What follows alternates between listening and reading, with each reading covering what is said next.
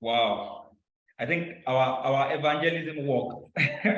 We have more people in. We have more people in. You're welcome, everyone. Welcome, welcome, welcome, welcome, welcome. Farida to do Favor, Michael to your Precious. Man, we have a full house now. I think we can shoot now. We can shoot. We can make progress now. Let's make progress. We have a full house now.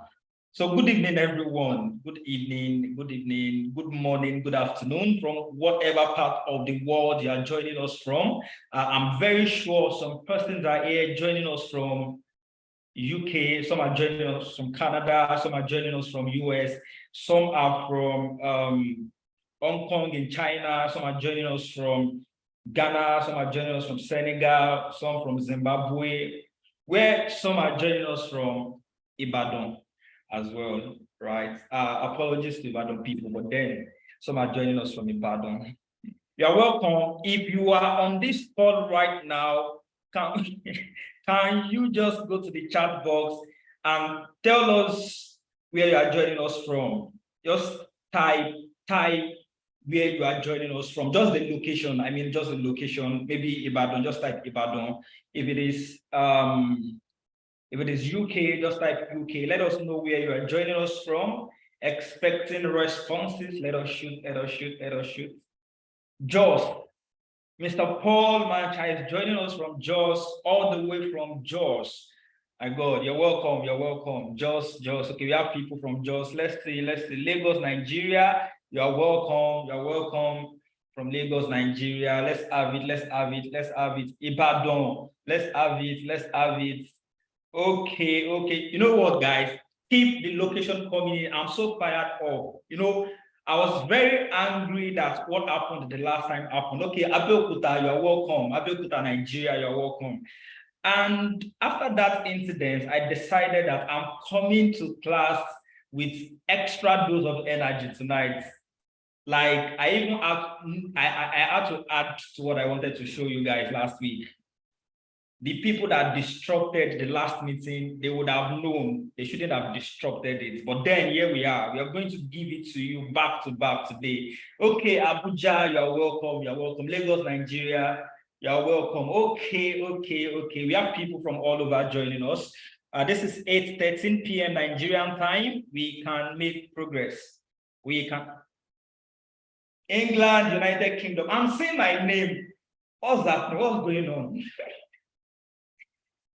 I'm seeing my name. How come England, United Kingdom? I'm not in England. What's going on? But I know this handwriting. I know this handwriting. Tekel, Mene, Ufasin. So sorry. There's no progress.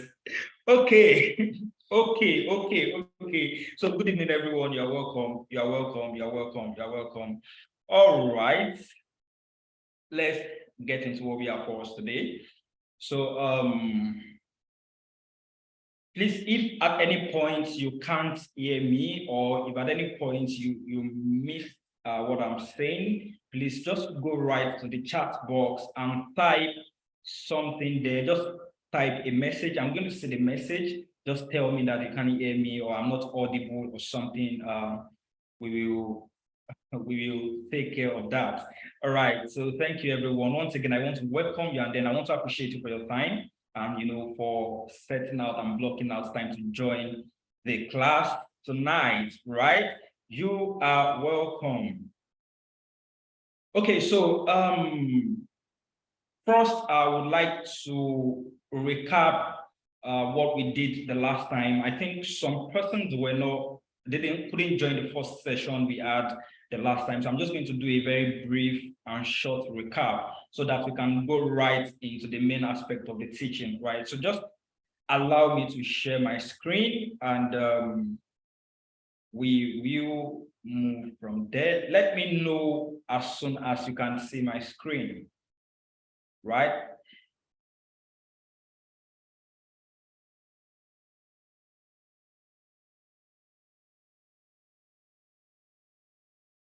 Okay, just type in the chat box if you can see my screen now.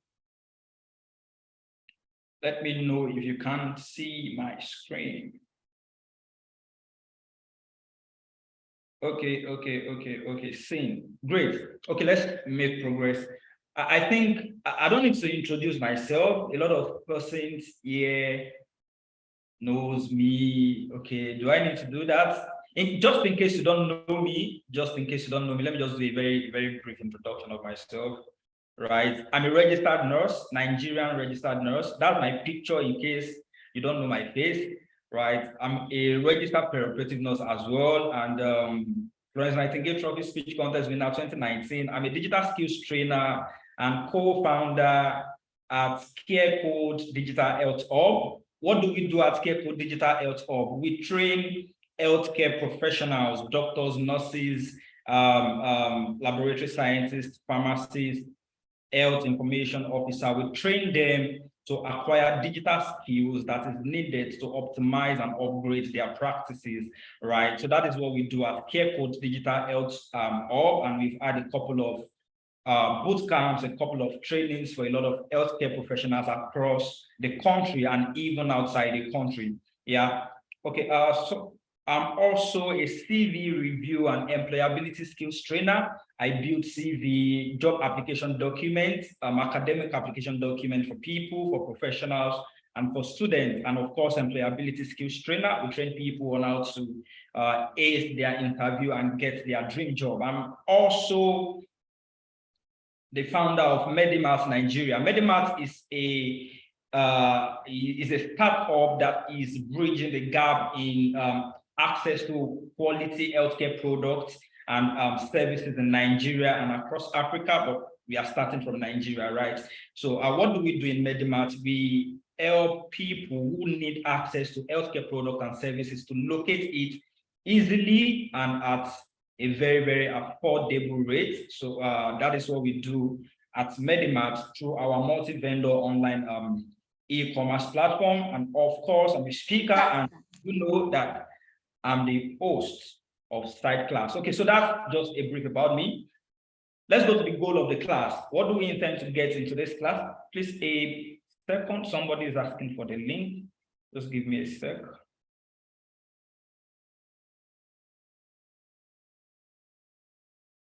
Okay, done. So today, just like we started last week, the goal of this class is to, from the title of the class, we see that we are talking about the AI advantage. What does AI means, right? AI means artificial intelligence, right? You know, we have a lot of intelligence today, the ones that have been in the past and the ones that are just emanating. We have natural intelligence, right? We have artificial intelligence. We have what we call emotional intelligence. We have social intelligence. We have a lot of intelligence, right? So, but today what we are looking at is artificial intelligence, and of course, not just artificial intelligence. We are looking at how we can leverage artificial intelligence for our own productivity and of course, for income. You know, I saw someone's status today. I think it's a post on LinkedIn. The person said, master AI, that is artificial intelligence. Master artificial intelligence before artificial intelligence master you.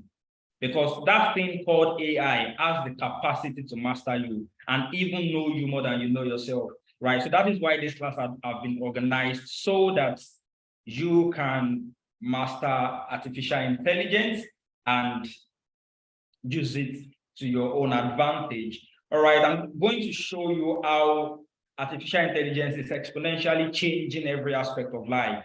Also, I'm going to uncover some readily available tools for you, some readily available tools that you can leverage for, of course, productivity, for income, for any task you want to do, especially if you are in the creative industry, if you are a writer, if you are a marketer, if you're someone that does maybe online classes like this, if you are a student, if you are a professional, a nurse, a medical doctor, a teacher, any sphere of life, you work in the accounting sector, you can, I'm going to be showing you some tools you can leverage for your work, right? And then I'm also going to, most importantly, I think the most interesting part of this class for me is the part where I'm going to be showing you how to stay immune to the potential side effects of using artificial intelligence, because really it has a couple of side effects that you need to master so that you don't get you don't get used by AI. So I'm going to be showing you how to stay immune to the potential side effects of using AI. So let's go. You know what, guys? Just stay with me. We are going to get a lot of value from today's class. All right. I think I'm getting distracted by the waiting room. Sharon, please help me check waiting room to admit everyone in the waiting room. Thank you. Okay, so let's just go. Now, by the way of introduction, we need to look at what AI means, right? And first, I would like to tell us again, like I said last week, that everywhere you turn to today, you don't need to look too far before you begin to see a component, news, or use case of AI. Everywhere you turn to today, literally everywhere, look front, back, look right, left, center. Everything you are hearing is AI, AI, AI. And then you start wondering, what is this AI people are talking about? And you know, as professionals and as students, some of us think that a lot of these things are just cliche, right? Everybody's just hyping AI, they're just hyping it, and we don't bother to check it out and see what it really means and see what it can do. Right? That is why side class is here, to bring these things to us, to help us to see what they can be really used for. So everywhere you turn to today, you look at the marketing industry, you look at the healthcare industry, you look at the creative industry, people that does graphic design, web development, UI, UX, anywhere you look at today, everything you are hearing is AI. And then you start wondering, what's going on? What's going on with AI, right? And the truth of the matter is, some of us currently use AI, but we don't know we use them. Some of us currently use artificial intelligence, but we don't know that we use them. Example of common AIs that we use currently is, if you use iPhone, let's say, yeah, Apple devices, there's something on your phone called, I don't know how to pronounce it, just forgive me, any pronunciation I call it, just accept it like that. I'm sorry, I don't have iPhone, so just let me manage the pronunciation. That thing spelled SIRI.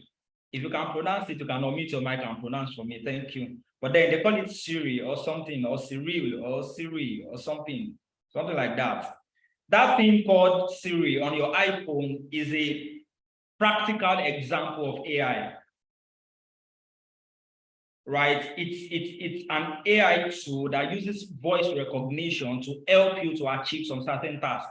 It is a tool that you can speak to, and then it's going to recognize your voice and even decode what you are trying to say or what you are saying, and then obey the instruction you are giving to it. That's an example of AI. Your Google Map is AI. Your Google search, the normal Google search you do on your phone, is AI powered. And a lot of other things that we commonly use, but we do not pay attention to. All of these things are just, artificial intelligence. And I wrote here that it is not very cool, right, to be immersed in a daily reality without understanding the reality you are living in.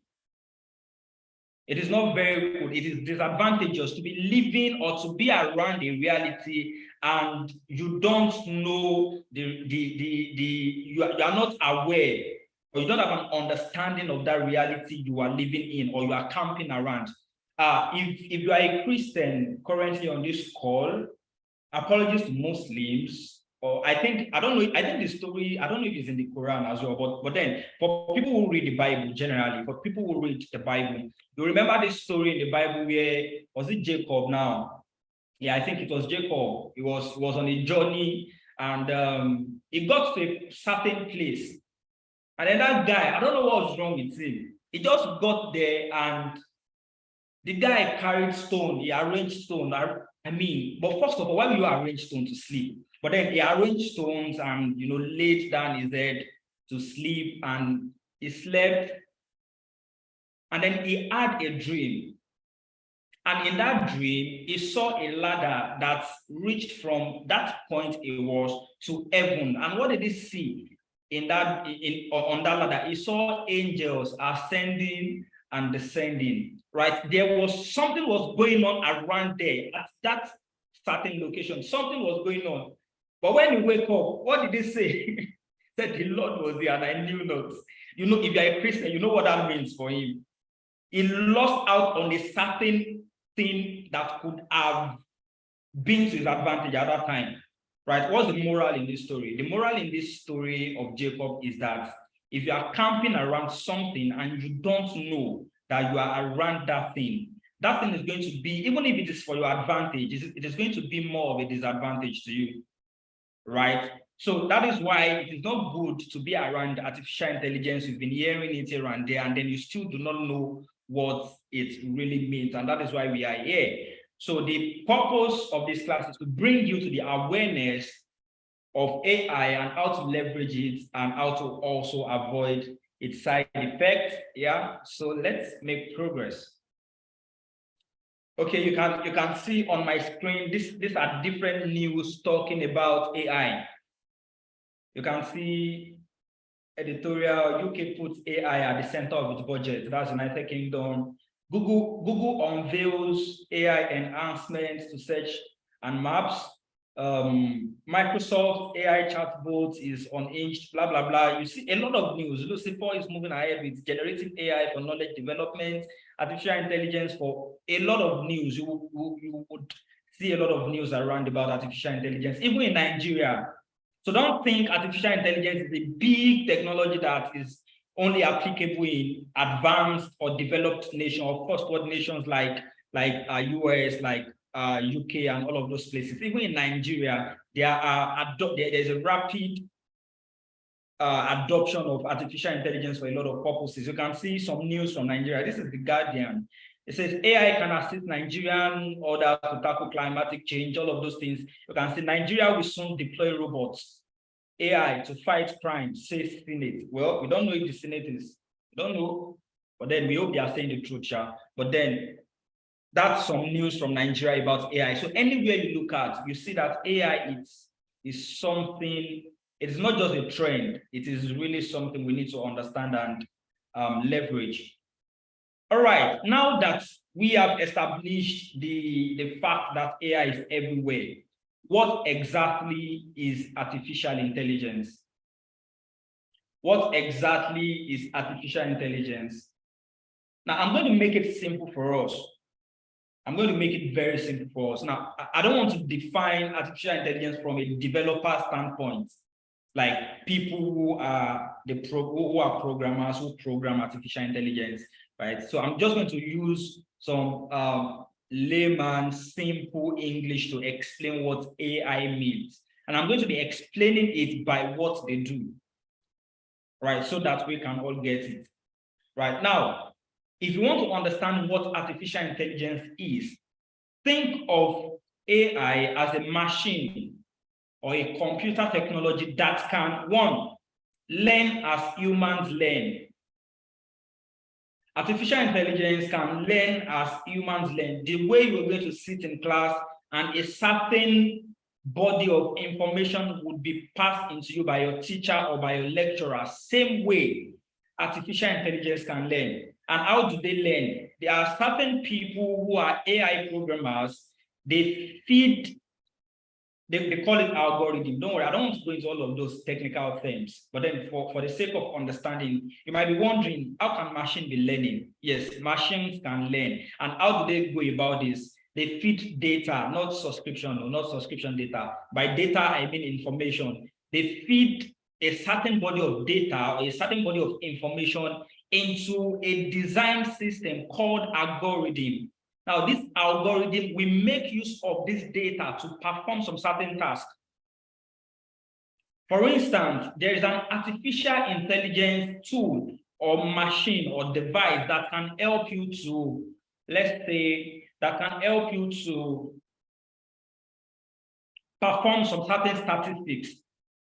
So before that AI can be able to perform that statistics, a body of formulas equations have been fed into a particular system called algorithm. Now, that system is going to make use of that formula of those equations that have been fed into it to help you do your own calculation in such a way that you do not need all of those formulas, all of those equations to do it. The only thing you need to do is supply the parameters to the machine. The machine already has the formula, has the equation and everything, and from there you get your results. And that's how AI learn. And they can also improve by themselves, like they can upskill their knowledge, right? Also think of AI as a machine or a computer technology that can think. I know this is strange, but I'm going to be showing you examples that prove all of these things I'm telling you. Now, think of AI as a machine that can think. Think of them as a tool or a machine that can recognize images as humans do. They can answer critical thinking questions and make decisions like humans.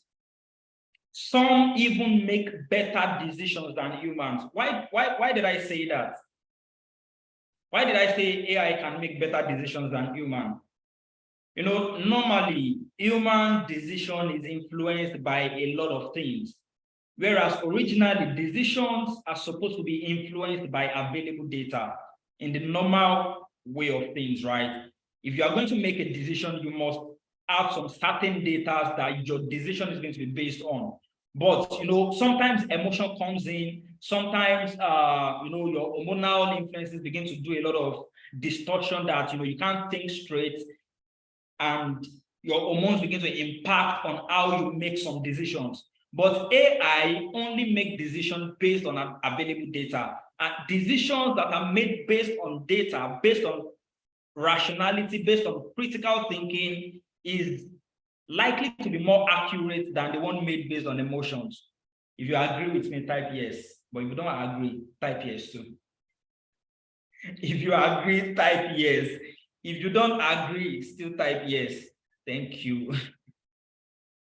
If you don't agree, type yes too. So, okay. Think of AI as a machine that can drive, they can perform household chores and a lot of other things, right?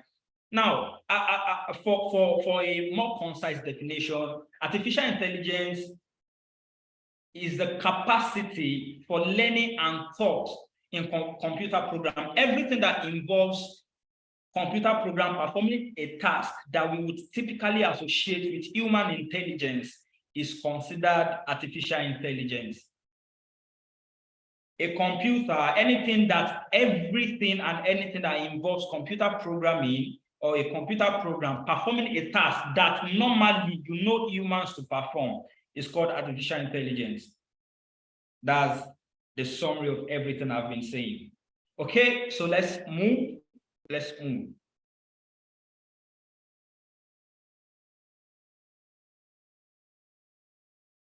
Now, let me put a very quick disclaimer. There are a lot of things humans have and can do that AI cannot, right? So when I say artificial intelligence can do a lot of things, that does not mean that they can do everything humans can do, right? And there are a lot of things humans can do as well that AI can do and do better. This is where the leverage is, right? So let's see a brief other advantages of AI. We have reduction in human error, take risk instead of human, available 24/7. They can work repeatedly and without getting tired. They can help in repetitive jobs. They serve as digital assistants. They help in making faster decisions. You can Google all of these things. You will see a lot of other advantages of AI. Now look at this picture here. You can see that is me standing beside this very cute robots. That robot is a very funny one. Very funny one, but I would have shared the story of what that guy did, but then we don't have time. So let's move. Let's move. Okay, so here we are. Somebody oh god, someone said they can't pray in tongues. AI can't pray in tongues. I'm big. They can't pray in tongues. Don't worry, I'm going to show you one particular artificial intelligence, and we are going to check if they can pray in tongues. We will check if they can pray in tongues. Okay, so let's move. All right. Welcome for those just joining us. This is side class, and we are looking at artificial intelligence, leveraging it for personal productivity and income. So here we are. Right. So the first tool I'm going to be showing us, if you are a student and you are in your final year, you are about to write a research project, or you are doing some sort of research work, or if you are a scholar, you are in the academia, you like to look for information online, you participate in research and all of those things, please pay attention very well here. This particular tool is majorly for you, for students, for people in the academia generally, right? This particular tool is for you. Now, the name is Microsoft Bing. Now, Microsoft Bing is not new. If you use a Windows system, there is the default browser that comes with your Windows 10 and thereabouts is Microsoft Bing, right? The Bing is the search, what do they call it now? Just like Google, right? Just like Google, Bing is like an alternative to Google. So it's not new, but then they just incorporated a new feature into it, and that is the AI feature. Now, let me show us what this is capable of doing. I'm about to blow your mind now. Just get ready. If you are sitting down and you don't have your seatbelt, I'm sorry. I think you need to fasten your seatbelt now. Because what you're about to see, don't know, eyes have not seen, ears have not heard. But then I think your eyes is about to see something now. So I'm going to share my screen. I'm going to stop sharing this. Let me stop sharing this and then share another screen. Wow, I can see plenty of people in here. Welcome, everyone. Okay, so let me share my screen. Now. If you are a student, just do me a favor. If you are currently doing your research or you're about to start, can you just type your research topic in the chat box? Just type your research topic. Let's do something. Let's do practical. We are not only going to tell you what it is, we are going to show you how to use it. That is what we do in Phi class. Now, this is Microsoft Bing. If you have a system, you can be able to access this readily, but if you don't have a system, I think you should be able to access it on your phone as well, right? This is Microsoft Bing. Now, what are the practical use cases of this particular artificial intelligence tool? For students carrying out research, do I have any response yet? If you are a student carrying out research currently, or you're about to start your research, you can type your research topic. Let's do something quickly. Now, when you open Microsoft Bing, if you look towards the right corner of the Windows page, you would see this small icon that's B icon, looks like B, which is a symbol of Bing. You can see where my cursor is. Just look towards the top right corner, right? So that is where the icon for the AI feature of Bing is. So what can we do with this? A couple of things. So let me show us something. Okay, so the AI is loading.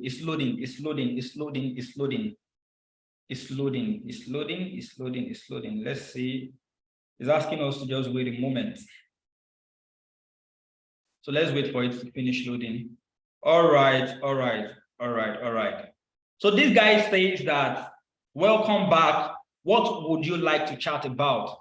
Now, what I want to chat about is, now I'm assuming that I'm a student and I'm about to carry out a particular research study, and I don't know where to start. I don't know how to go about it. I don't know how to write my objective and all of those things. Now, I'm going to show us, like I said, I'm going to show you how to stay immune to the side effect after this class, so that you don't get too lazy and leave everything for AI to do. If you leave everything for AI, you're on your own. But then I'm going to show you how to go about it anyways. So I think I have a topic here. Now, there's a topic in the chat box that says that perception and utilization of health informatics in the delivery of care among nurses in Lagos University Teaching Hospital. Let's stop there. Now, let's say I want to write the objective of this study. Now, this is just what I'm going to do. Let me copy that topic.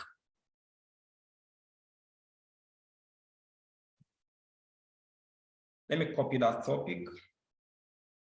Just watch me and do what I do. Do as I do. A sec, I'm trying to copy out that topic. I'm not sure a lot of us are ready for what you're about to see. But then I'm still going to show you. Now, I've been able to pull out that topic. Now, this is the topic. You can see my screen.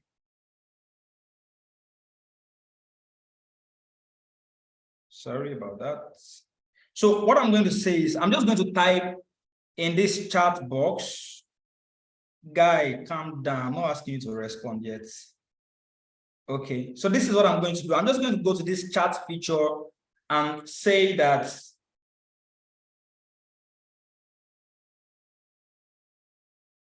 I'm just going to type to you that I am about to commence a research study on the topic below.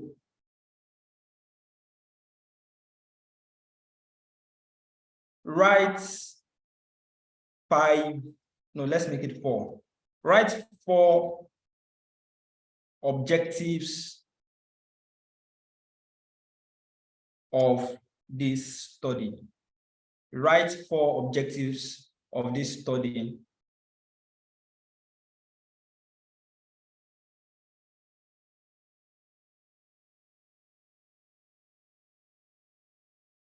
Are you seeing something? Did you just see anything? If you see what just happened, did you see what just happened now? Yes. So I'm seeing a lot of wow already. Did you see what just happened? Here are 4. Now the guy has answered us. It says that here are 4 potential objectives for a research study on the perception, blah, blah, blah. Number 1, to assess the current level of knowledge and understanding of health informatics among nurses, to evaluate the extent to which health informatics is being utilized in delivery, blah, blah, blah, to identify barriers to this, to develop recommendations that, can you see that? Now, that's not all. We can continue. That's not all. Let's tell this guy to, can you develop the research question, based on the objectives above. Develop the research questions based on the objective above. Let's go. Let's wait and see. We are waiting for the research questions now. Let's see what it's going to give to us.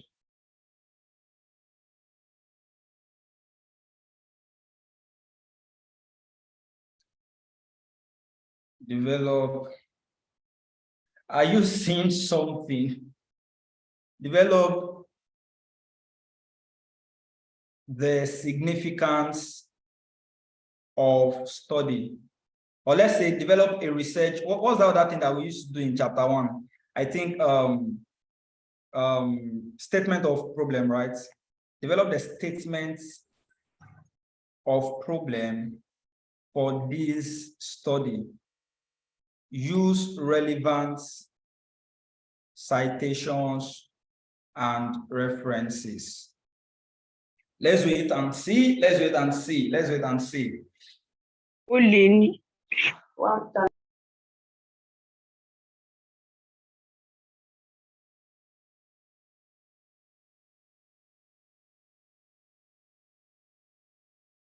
Can you see that? Are you seeing? It's even giving you references. Can you see that? Can you see that? If you are a student, I just showed you something. Now, let's say that you need some materials for your research study. Maybe you need materials to do your literature review and all of those things. You can just ask it to suggest relevant references and materials for this study. Suggest relevant references and materials for this study. Enter. Let's see if it's going to get us any material. Let's wait and see. Let's wait and see. Let's wait and see. Let's wait and see. Someone said research made easy. Yes, so research made easy. Made absolutely easy. Now, this guy is already giving us references. References that you can check. It's even citing it for you. I think this is APA format, APA format. If you ask it to generate more, it's going to give you more. I think it gave us 2 references now. If you ask it to give you more references, it's going to give you more references. Let's see if it can give us more references. Suggest more references.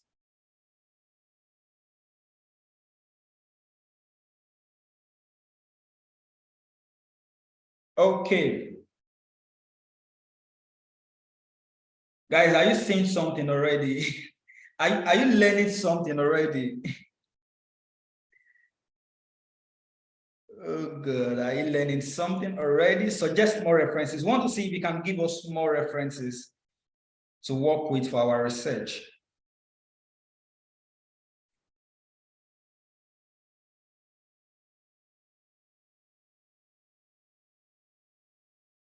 Can you see that?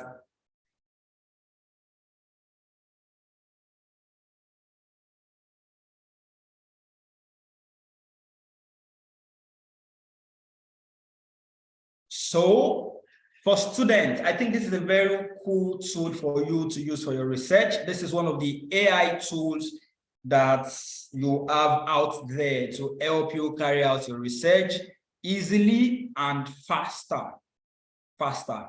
This name I called made me remember someone. If you are from OUTHC 2019, 2018, 2017 sets, I think you know who I'm talking about when I say faster.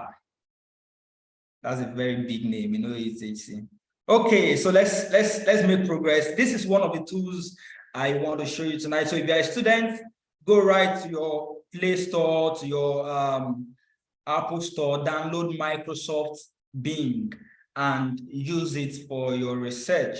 It's very cool to use. You can use it and support your research process. You can use it and, you know, at any level of your research process. You can even use this to generate questions for your questionnaire. If you don't know how to go about creating questions for your questionnaire, you can use Microsoft Bing. You can tell this guy to generate questions for your questionnaire for you. Just put in your topic, put in your research objectives, and this guy is going to do the job for you, right? So let me show you one more way or one more thing you can do with this Microsoft Bing apart from research. Apart from research, let me show you one more thing you can do. You can write, should I show you this? Okay, don't worry. There's still one more tool I'm going to show you that can do this too. So don't worry. Let's leave this. Let's leave this. Okay. So let's move to the second thing I want to show you. That's one, Microsoft Bing. So let's move to the second thing. I'll stop sharing my screen now and share.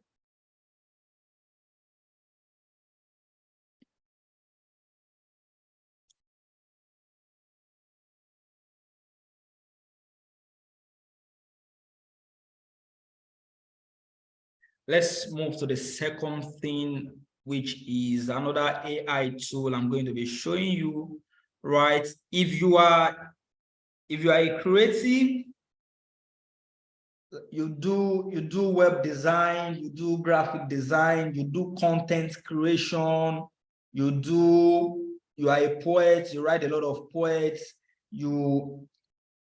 any form of creative, right? You do UI UX design, a lot of those things. I'm about to show you something now that you probably have not seen before. So just hold on, let me share my screen in a minute.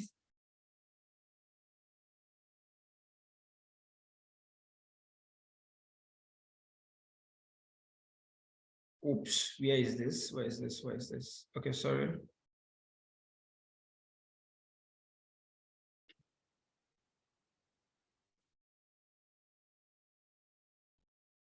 How many of you have heard of Lexica? Lexica. Lexica. If you've heard of Lexica or you know about Lexica, type yes. If you don't, type no. You've heard of Lexica, type yes. You've not, type no. Lexica. Lexica, no. No. Someone is saying no, no, no, no. No, no, sir. No, no, no, no, no. Okay. Someone said yes in English language. Okay. I got that. No, no, no, no. Okay, okay. Now, I want to show you what Lexica is. I'm sharing my screen now. Share. Now, if you have your mobile device, this is not so that you won't think I'm doing caricature for you. If you have your phone or you have an extra device, you can just go right there and just type lexical.app. Let me type it in the chat box so that you can see the web address.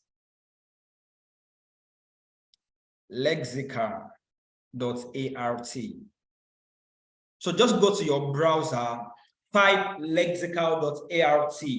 If you don't have an account with them yet, try and sign in or create an account. You can create an account with your Gmail, with your email address. Just make sure to sign up, the normal sign up process, right? So let me show you what you can do with Lexical.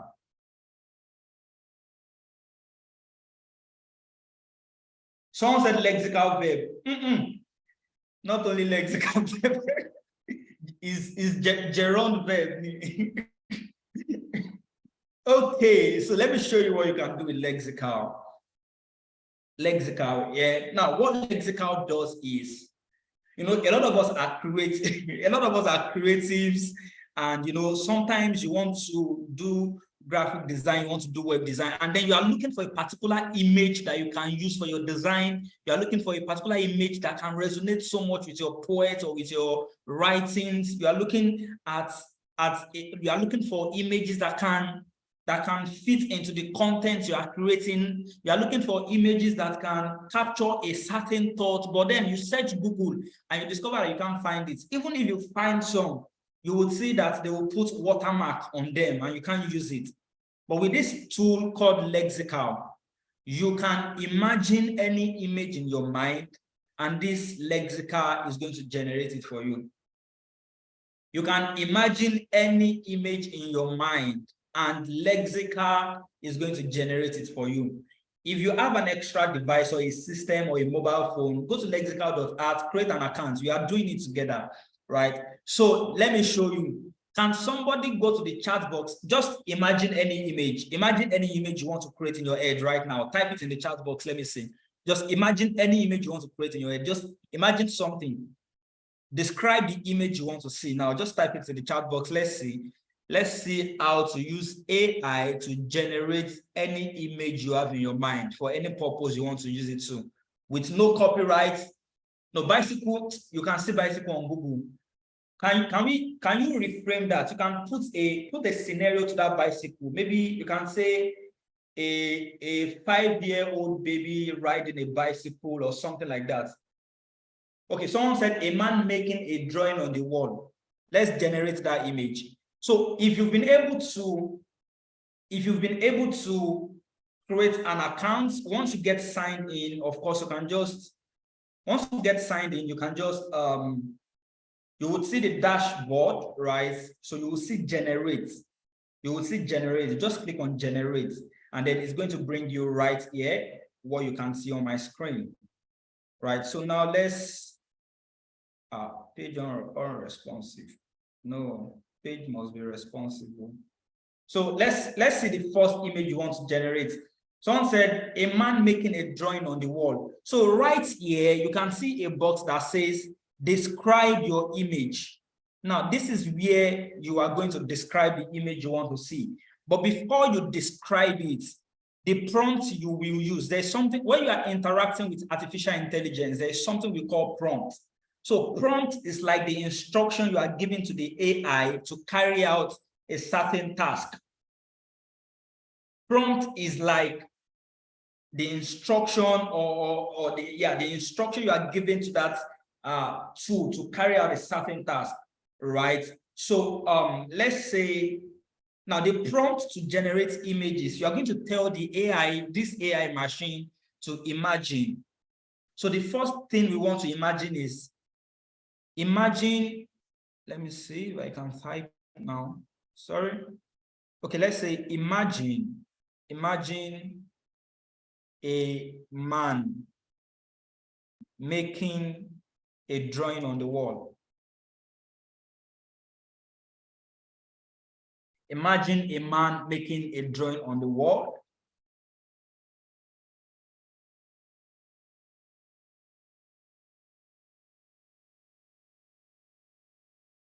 So this is the image you want to generate now. This is the first one we want to generate. You can put more description to it. If you want the image in 3D, just type, put a comma, put 3D. If you want the image to be a form of cartoon, you can put comma and type cartoon. If you want it to be a realistic image, if you want it to be in 4K, if you want it to be in if you want it to be in 4K, if you want it to be in 3D, if you want it to be in HD, any kind of format you want it to be in, just type it. But I want this image to be hyper realistic.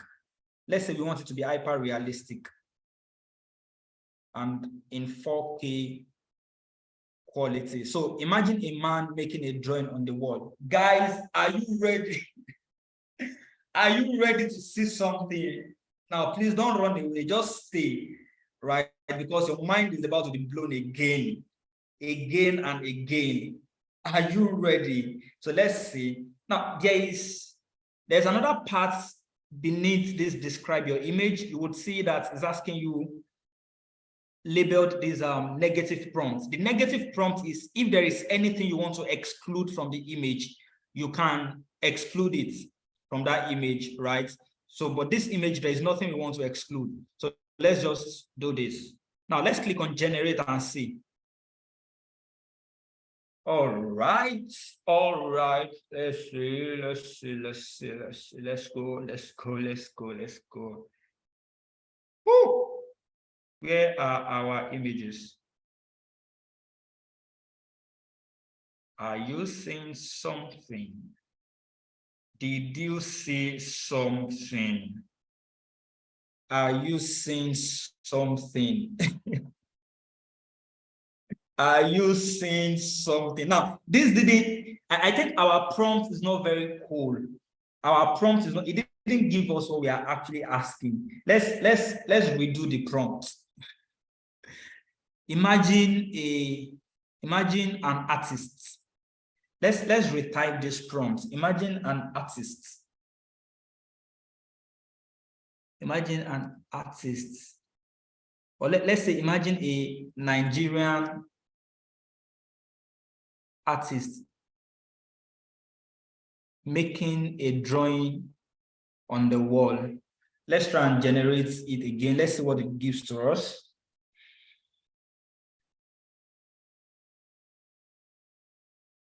Okay, we are waiting for the response.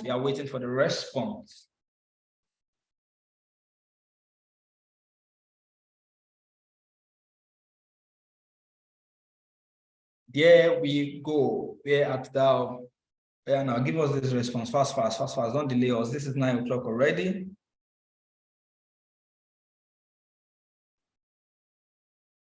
Oh, network. Let's give it time.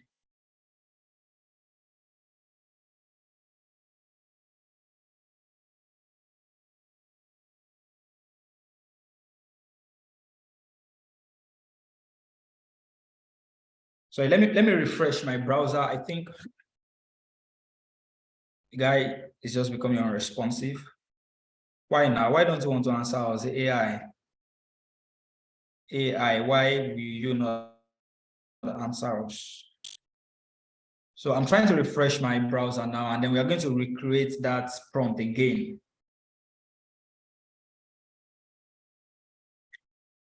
So we say,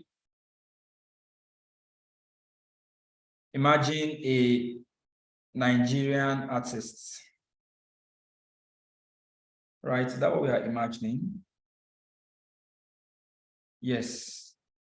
Wait, can you be unresponsive?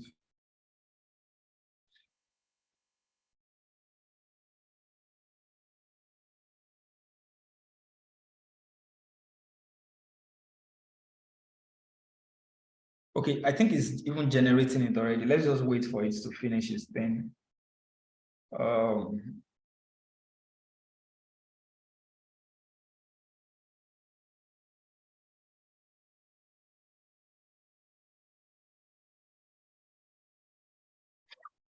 Oops.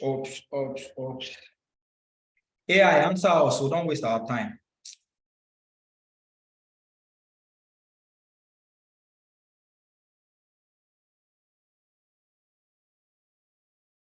I think AI is about to give up on our matter, but then we will not give up on it. Okay, let's see. If this guy is not answering us, we can check out another guy. Imagine a Nigerian artist.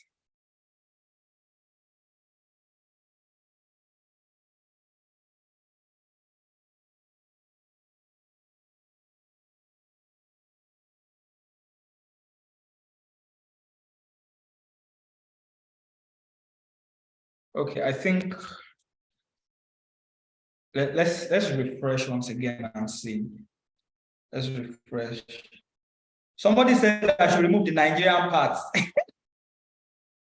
Adroja, if they catch you. Oh, good. Adroja, what do you mean? Okay, I think I'm just going to remove the Nigerian parts. True. Adroja said we might be owing lexical debts like that. Adroja, I'm not there. I don't know about what you're saying. I don't know about it. I don't know about it.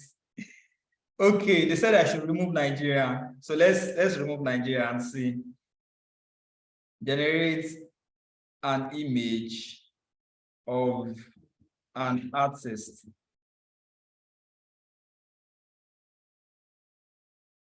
drawing something on the wall.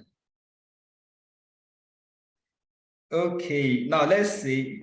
Now that we've removed Nigeria, let's see if the guy is going to answer us.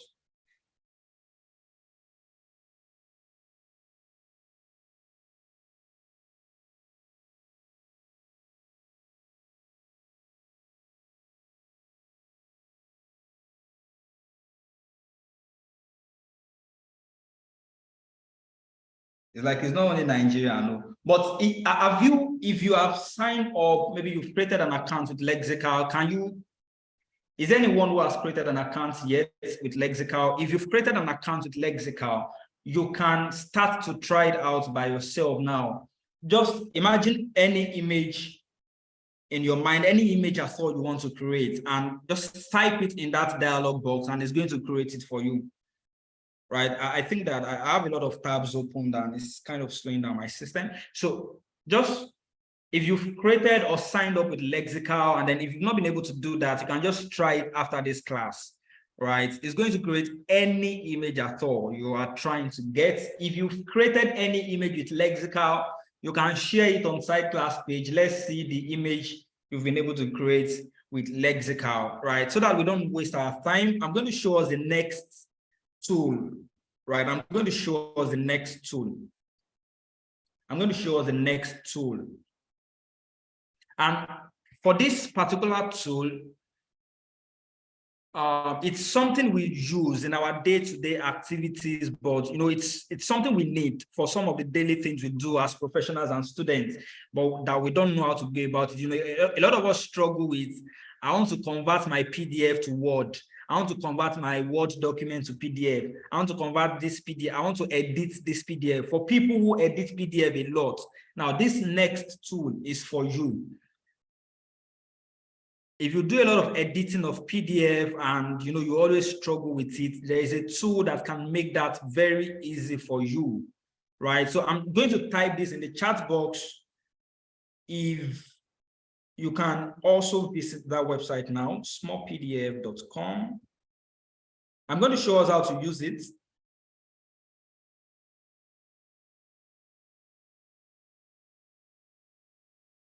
Now, these two platforms, they are not entirely based on AI anyways, but these two platforms help. These two platforms can help you to convert your PDF, your image to Word, PDF to Word, any kind of conversion you want to make at all, right? So if you have your device with you, you can just head to smallpdf.com. I think let's use smallpdf.com. So let me just refresh this. So you can go to smallpdf.com and you can, let's see how we can use it and convert our document from one format to the other.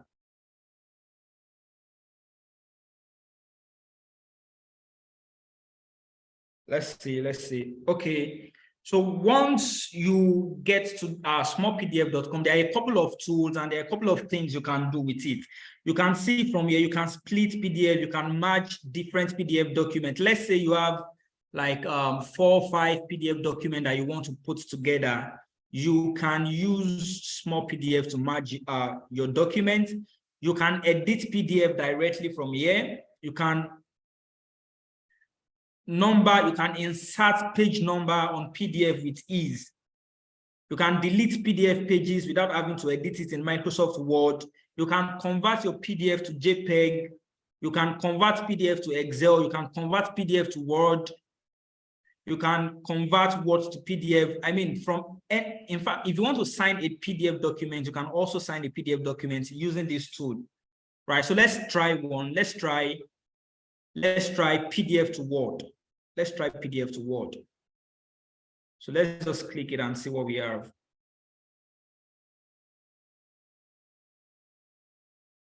If you are gaining something from this class so far, let me know in the chat box. If you are gaining something so far, just let me know that I'm getting something. After this, I'm going to show you the last one for tonight. And I mean, this one is their father. When you hear their father, I'm about to show you their father after this one.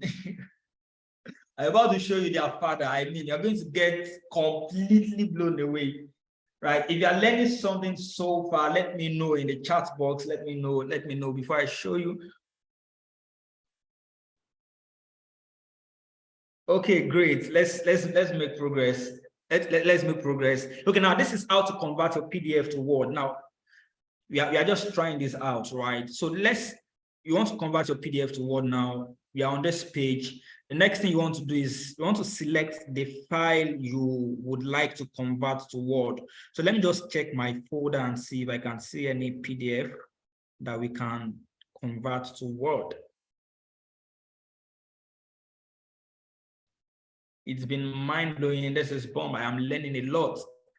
Cool. I'm glad to know that you're learning. Sorry, I'm trying to look for a document I can convert to Word.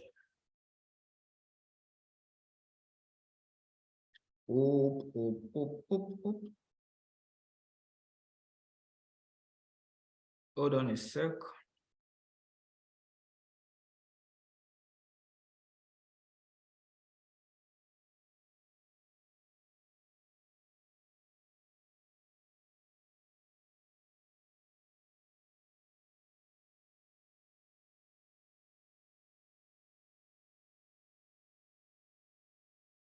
Okay, let me just pick this.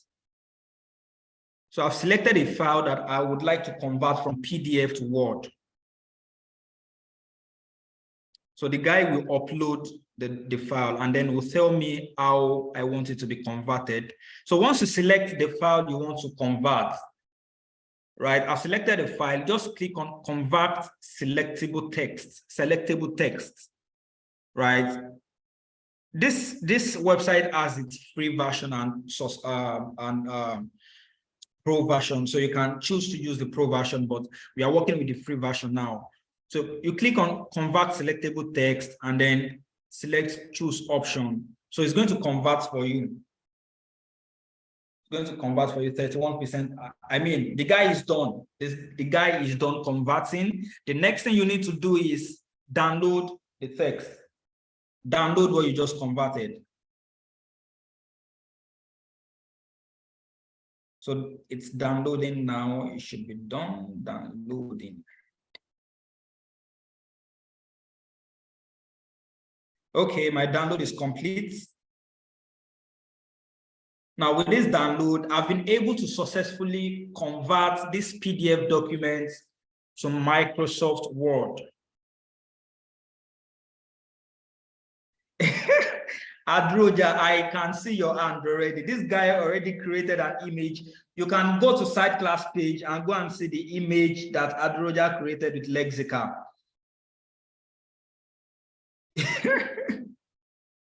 Okay, let's go. Now let's see if our PDF file have been converted to Microsoft Word. True. Let's just check. Let's check. So this is the image. I mean, this is the PDF. Now let's see. Of course, we have it in MS Word, and we can now easily edit it.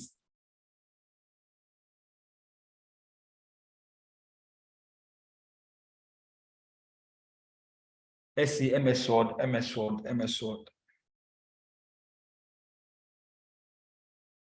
Great.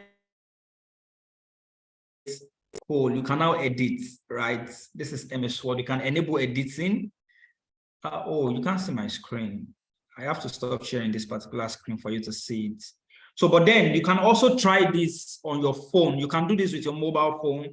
If you have any PDF document you want to convert to Microsoft Word, you can just head right straight to smallpdf.com, or the other option I gave, which is I love PDF, right? That's the second alternative you can use, I love pdf.com. So that is going to help you successfully convert your MS Word, your PDF document to Word, and you can do a lot of other conversions using that website, right? Are we good? Are we good? I think we can make progress now. This is 9:15 already. We need to start closing the class. Let me show us one more. This last one. Oh God, I know some of us have heard about it, but we don't really know what it can do. We don't know what it can do. How many of you have heard of ChatGPT? How many of you have heard of ChatGPT? Type yes if you've heard of ChatGPT. Plenty people. Okay. How many of you have used ChatGPT? And tell me what you've used ChatGPT for.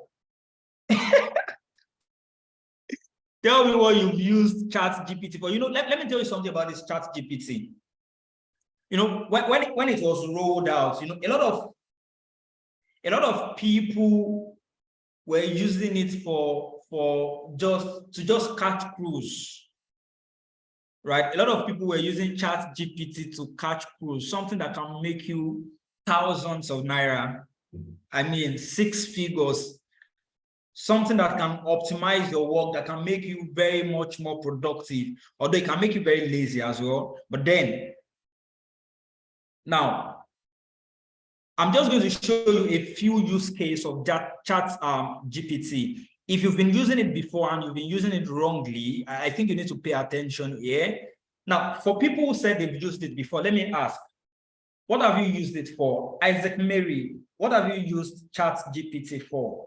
Let me know. Follow Nifemi. Can you tell me one thing you've used ChatGPT for? Just one thing. I'm waiting for responses. Let's see. What have you used ChatGPT for before?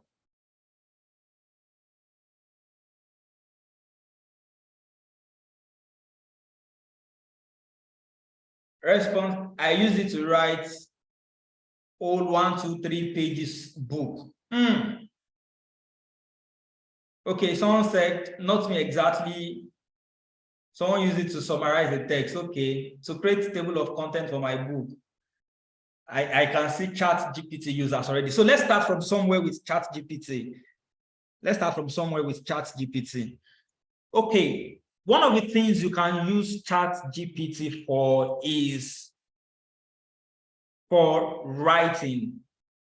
For writing, you can use ChatGPT to write. Let's say that now for students again, you can use ChatGPT. Let me start with students. Let me start with students again.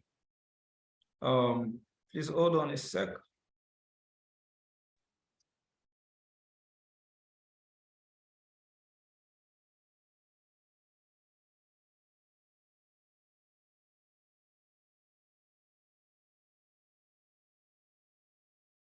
So let me just refresh my ChatGPT before the guy will start misbehaving. Someone said it was used to summarize a textbook, right? Okay, these are some of the things you can use it for.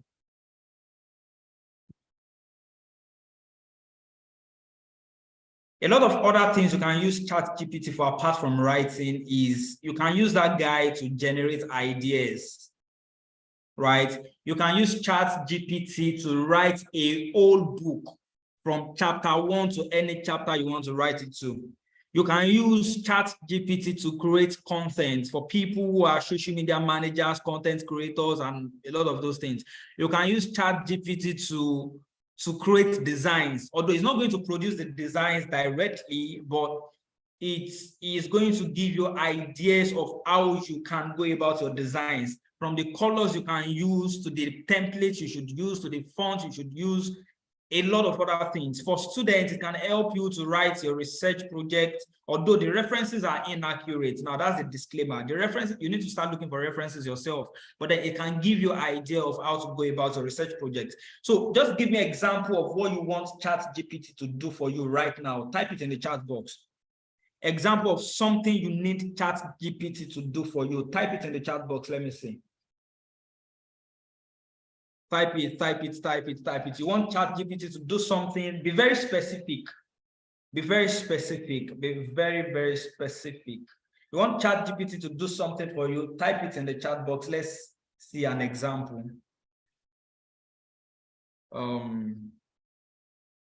Let's say, I'm waiting for examples. Something you want ChatGPT to do for you right now.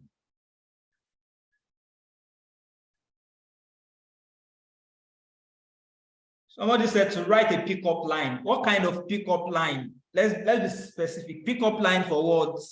For business proposal or a pitch deck, or a pickup line for what? Be very specific. Now, write a motivation letter for admission. I think I'm going to give this example. I'm going to use this example. Write a motivation letter. What school are you seeking admission to, so that the guy will be very specific? What course do you want to study and what school are you looking at? Write a motivation letter for admission.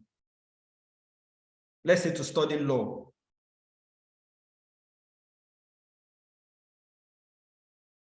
To study law in Harvard University.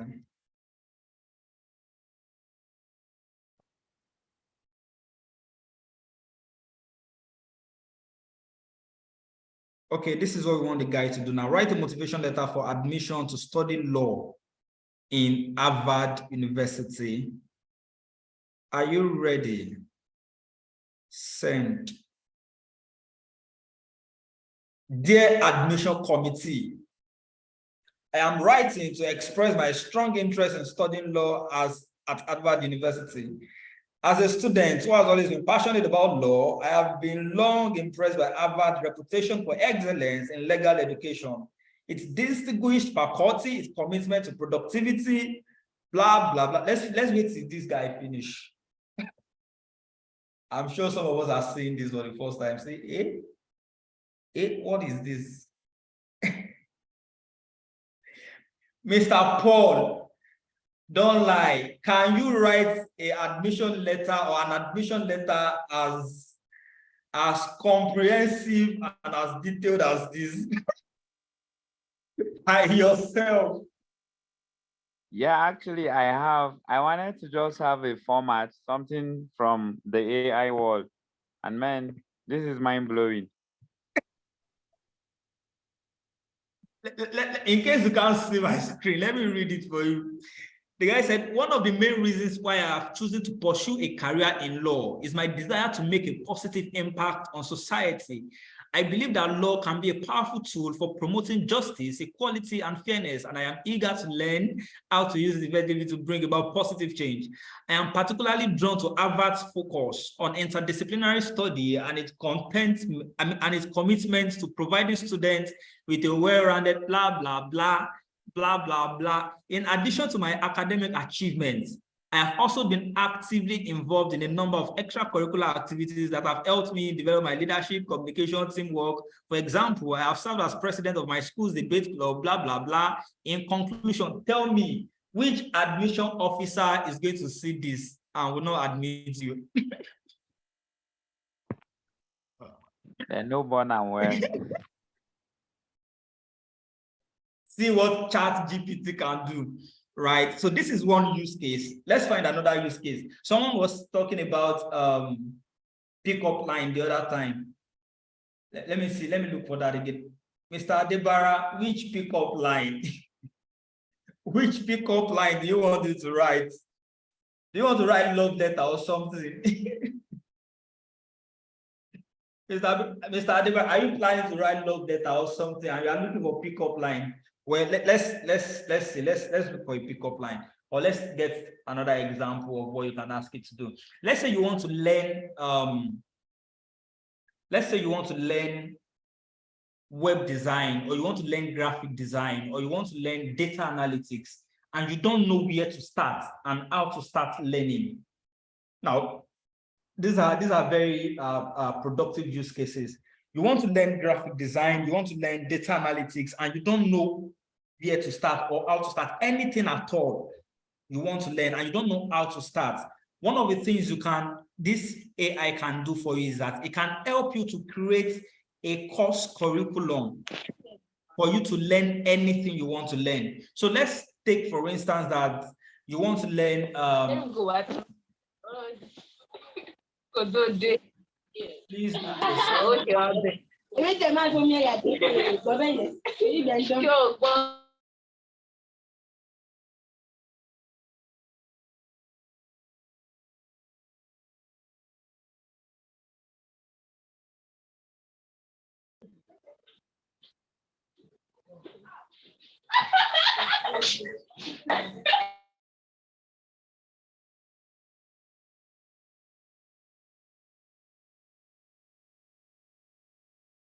okay, thank you for taking care of that for me. Thank you. Guys, please mute your mic if you are unmuted. Right, thanks. So let's see another use case of ChatGPT. Yeah, I was talking about probably you want to learn something and you don't know how to start or what exactly to learn. So this is an example. Let's say you want to learn data analytics. You can tell this guy to create a course curriculum for you. Create a course curriculum to learn data analytics as a believer. As a beginner. I said believer. Did I just say believer? Help us now, Jesus. As a beginner, create a course curriculum to learn data analytics as a beginner. Now, enter. Let's see. This guy is going to create something for us. Can you see that? Module 1, introduction to, it's going to tell you everything you need to learn step by step. And even much more than this, can you see module 5, module 6, machine learning, module 7, big data analytics, module 8, ethics and security in data analytics. It's even also going to tell you some other suggestions that you can find useful. Let's tell him to suggest a platform where we can learn data analytics. Can you suggest? Now, all these things I'm doing is just to show you what this guy is capable of doing. You can use it for your own specific purposes. These are just examples. Can you suggest a free platform to learn data analytics?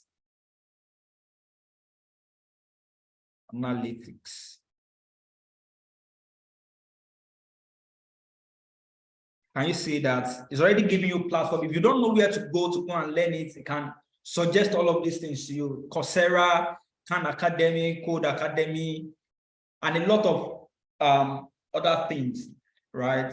So this is another use case. This is another use case of ChatGPT. This guy can write. What else can ChatGPT do? Let's say you have an idea. Let's say you have an idea. Let's say you want to well, guys, give me ideas, give me things you think you need help with. What are the things you think you need assistance with right now? Let's try it out and see how AI can help you. Let's try it out and see how AI can help you, how ChatGPT can help you to do that. Let's see. Anything in the chat box. I'm also thinking of something.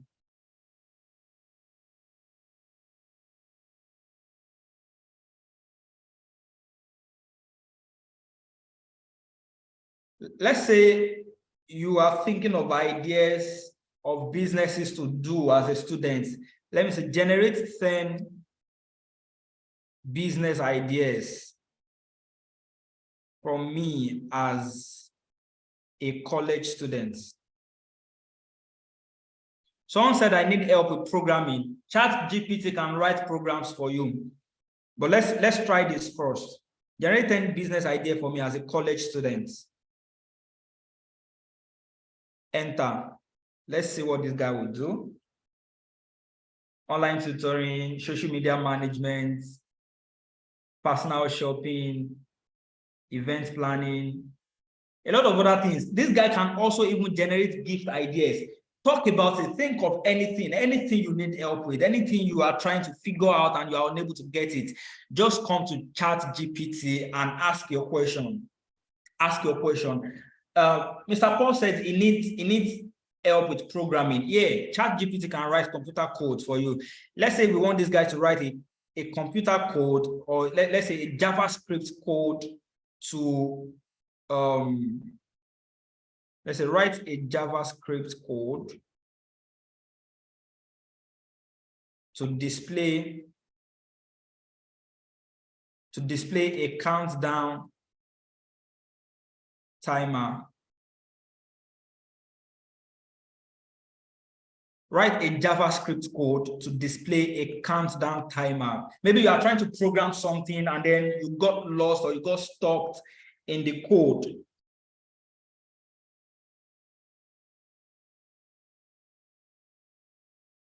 Right, and you got stuck in the code and you don't know what to do next. Just come to ChatGPT, tell him what you are trying to achieve, and it's going to do that for you. So write a JavaScript code to display a countdown timer. Let's see what the guy has for us here.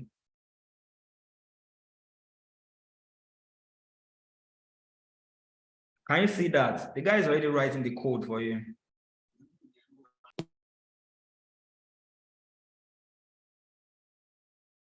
Can you see that?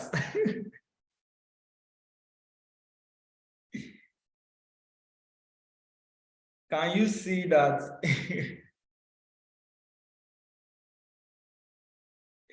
I mean, that's right there is the JavaScript code to display a countdown timer on your web page. So everything you need to do is just come in here, copy and paste the code, and you are good to go. You are good to go. You're good to go. You're good to go. You're good to go. Right. What else can we ask this guy to do for us? Like someone said in the chat box, someone said in the chat box that you can use it and paraphrase, you can use it and summarize. Probably you've written a particular text before and you want to summarize it, or you want to rewrite it in another way. You can use this thing to even write stories. You can use it to write anything at all, much more than writing. You can do a lot of things with ChatGPT. So I just showed you something, and a lot of things you can do with ChatGPT. People are already trying it out. Someone already sent me a DM. Someone already sent me a DM. The person said, "Yes, thank you." Fast. You're already trying to use it to create something. Well done, well done, well done. So, guys, this is 9:30 already. I want to stop here. Have you learned something? Have you learned something? Have you learned something? Let me stop sharing now. Honestly, have you learned something? Honestly.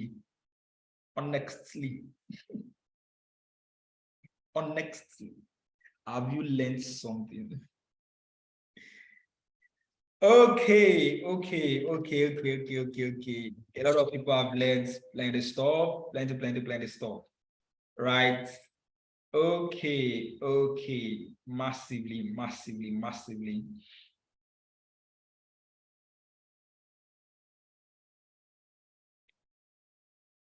Okay, let me quickly share my screen and show you something. I'm happy you've been able to get one or two things, right? So I said I'm going to show you how to stay immune to the potential side effects, right? So the idea of staying immune to the potential side effect is, while you are using ChatGPT or all of those AI tools, do not see it as your replacement. Right, just hold on, please. I want to share my screen.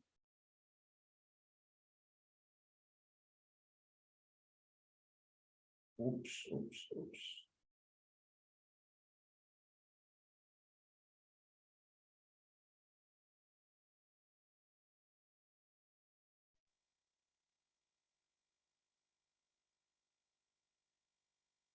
Okay, before I go to the last part, I said here that AI will disrupt and eliminate some jobs. Don't be shocked when you discover that some jobs are no longer relevant, or when you see that some skills are no longer relevant. Yeah, don't be surprised, right? AI will surely eliminate some skills and disrupt some skills, and it will even take out some jobs. However, AI is going to create new jobs. Now, the idea of using all of these tools is that whatever you've been doing before, with the power of AI, you can now do it better. Not like the machine or the is replacing your skill now. Not like it is replacing your intelligence. Not like it is replacing your craft. It is only helping you to do it better. Imagine you writing, let's say, a motivation letter like Mr. Paul suggested, or someone, and then you want to write something better. So people have lost admissions, like college admissions, university admissions, because they don't have a good motivation letter or supporting statement and all of those things. But right now, with the power of AI, you can be able to write all of those things better. With the power of AI, you can be able to fine-tune your idea. With the power of AI, you can be able to find and locate useful resources and materials faster. With the power of AI, you can be able to do a lot of things unimaginable that you wouldn't have been able to do normally, or you wouldn't have been able to do very well, right? So AI would disrupt and eliminate some jobs. However, it is going to create new jobs, right? So don't be scared. Don't think that AI is going to replace you. If you're a content creator, employ artificial intelligence now as your personal assistant, as your team member. If you are a creative designer or graphic artist or content creator or social media manager, employ Lexica and ChatGPT as your team members. If you are if you are a student, employ ChatGPT and Microsoft Bing as your guide in writing your papers. What else?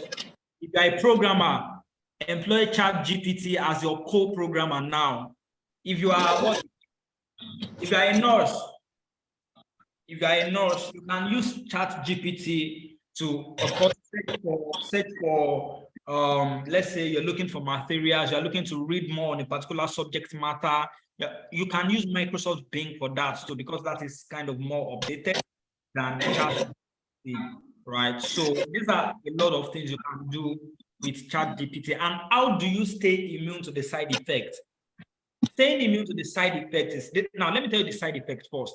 The side effect of this technology is that it can make you become lazy and complacent. It can make you become very lazy and complacent, that you won't be able to use your head and think again. Now, my purpose of sharing these things with you is to do you good.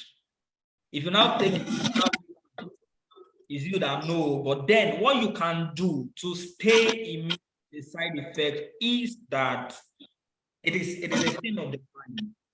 Position your mind and see AI as just an assistant, not a replacement, as something that can assist you, as a tool to assist you.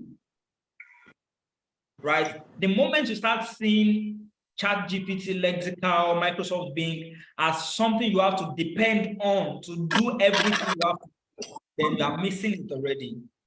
You want to type ordinary message on WhatsApp, then you run to WhatsApp and you can't go ahead and to type the message. You have to go to ChatGPT for him to write the message for you. Then you know that something is getting wrong already. Something is wrong already, right? It shouldn't be as, it shouldn't be to that extent. So see ChatGPT as an assistant for you, right? See ChatGPT as an assistant and not as a replacement. And with that, believe me, you're going to make a lot of progress, and you're going to boost your productivity using ChatGPT and a lot of other AI tools that I have shown you tonight. Okay? Okay. Are we good? Yes, we are good. Right. Any question for me? I think we need to close now. This is 9:39. This is more than 1 hour on the call already, going to 2 hours. Any question for me before we close? Now, any question from me? Yeah, I have a question, please. Yes, please go ahead. Thank you so dearly for a massive and insightful session. We really appreciate. Personally, I do. I've learned a lot. And then I'll put them to use. You just mentioned something that I know I will need. I've been writing, or I've been applying for some scholarships, traveling particularly some Commonwealth scholarships and the likes. Although previously I've not made it, or I was not shortlisted, let me say. I would still give it another push.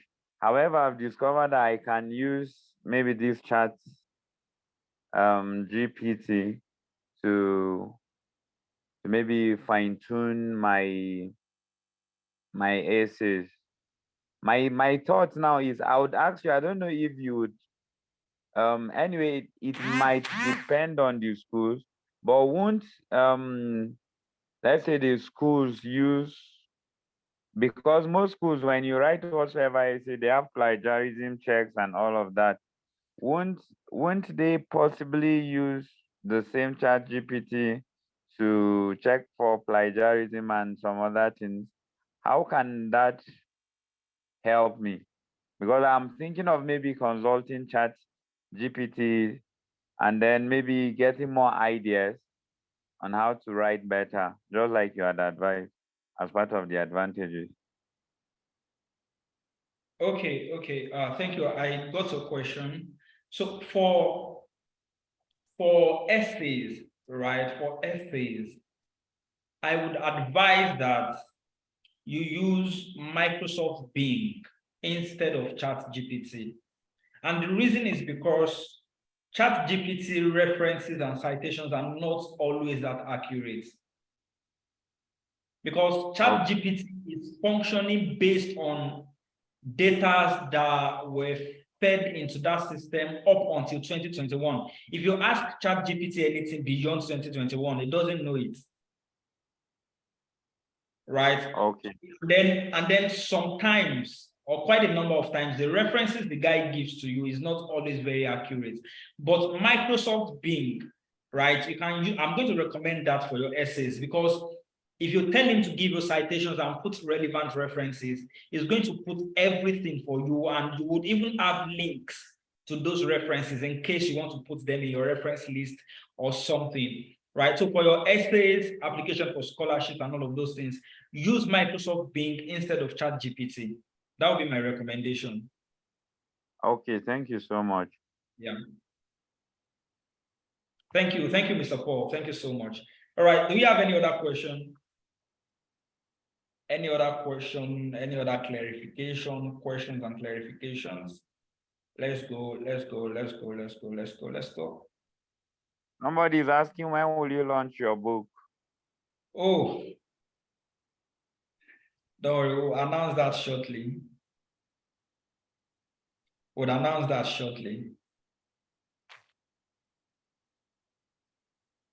Okay. We look forward to that. All right, thank you, sir. Do we have any other question? I think we are good. We can make progress now. Okay, so side class, that will be all for now. This is, we are in April already, but this is March edition of side class. We were unable to hold it in March due to what happened. So this is March edition of side class. So we are still looking forward to April edition of side class. So I want to appreciate everyone for coming tonight. Since we don't have any other question, I think we need to close now. I believe that you've been tremendously blessed by what we shared tonight. Thank you, everyone. You know what we used to do in side class. The next thing you want to do now is go and pepper everybody that didn't attend class today. Let them know that you've gained a lot of things already. Go to the group page, go to your status, go to your anywhere you can go to. Pepper everybody, pepperable. Don't bully people, please. Don't go and bully anybody. But then let them know that you've gained some value today in today's class, and you really learned something that can be profitable to you. For people that are unable to attend, I'm going to see what I can do to get the replay available for them to watch. Of course, if you have any other question or clarification that you can't get to ask here, we can always catch up later on the side class platform, or you can send me a DM or send any of the group admins a DM, and would be happy to respond to your message. Thank you so much, everyone, for joining tonight. And at this point, we would like to draw the curtain of side class this evening. Once again, good evening, everybody, and have a wonderful night rest. See ya later.